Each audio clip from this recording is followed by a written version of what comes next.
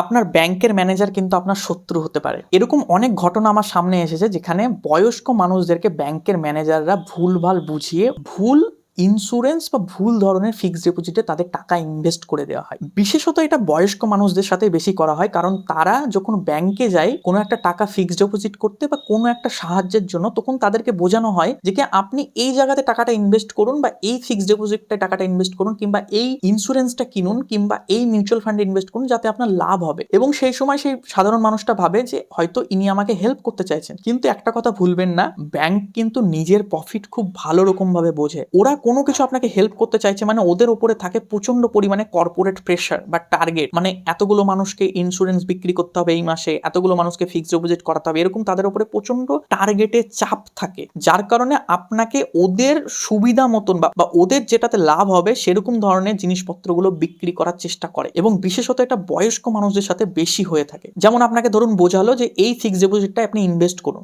আপনি ইনভেস্ট করে দিলেন, ফর্মে সই করে দিলেন, এবং তারপরে আপনি জানতে পারলেন যে আপনি এখন 10 বছর টাকা তুলতে পারবেন না, তুলতে গেলে আপনার অনেক টাকা লস হবে। কিন্তু আপনি হয়তো চাইছিলেন 2 কি 3 বছরের জন্য করতে, কিন্তু ব্যাংকের ম্যানেজার আপনাকে বোঝালো 2-3 বছরের জন্য করবেন না, আপনি বেশি বছরের জন্য করুন যাতে আপনার বেশি লাভ হবে। কিন্তু আসলে এমনটা না। কিংবা আপনাকে বেশিরভাগ সময় কোনো রকম ইন্স্যুরেন্স বিক্রি করে দেওয়ার চেষ্টা হয় যে আপনি বয়স হয়ে গেছে, আপনি এই ইন্স্যুরেন্সটা নেন, কারণ বয়স বা আপনার মারা যাওয়ার পরে আপনার পরিবারের এই ভালোটা হতে পারে। বাট ওর ভিতরে লুকিয়ে থাকে প্রচুর ধরনের চার্জ কিংবা প্রচুর ধরনের এমন জিনিস যেগুলো আপনার দরকার নেই। তো এই ধরনের প্রচুর ভুল বুঝিয়ে তাদের টার্গেট পূরণের জন্য আপনার সাথে এইগুলো করা হয়। তো এই জিনিসগুলো থেকে অবশ্যই সাবধানে থাকবেন এবং আপনার পরিচিত মানুষ বা আপনাদের বাড়িতে যারা আছে তাদেরকে অবশ্যই জানাবেন যে ব্যাংকের ম্যানেজার কোনো কিছু বোঝাচ্ছে মানে অবশ্যই ইনভেস্ট করার আগে একবার ভালো করে যাচাই করবেন যে এই জিনিসটা ইনভেস্ট করা উচিত কিংবা না। কারণ এরকম ঘটনা বাস্তবে আমার সাথেও প্রচুর ঘটেছে এবং আমি ঘটতে দেখেছি, এবং আমার কাছেও প্রচুর পরিমাণে ফোন আসে এরকম যে দাদা এটাতে ইনভেস্ট করুন, দাদা ওটাতে করুন, কিংবা প্রচুর ব্যাংকের মানুষ আমাকে প্রচুরভাবে এই জিনিসগুলো বোঝানোর চেষ্টা করে, বাট এগুলো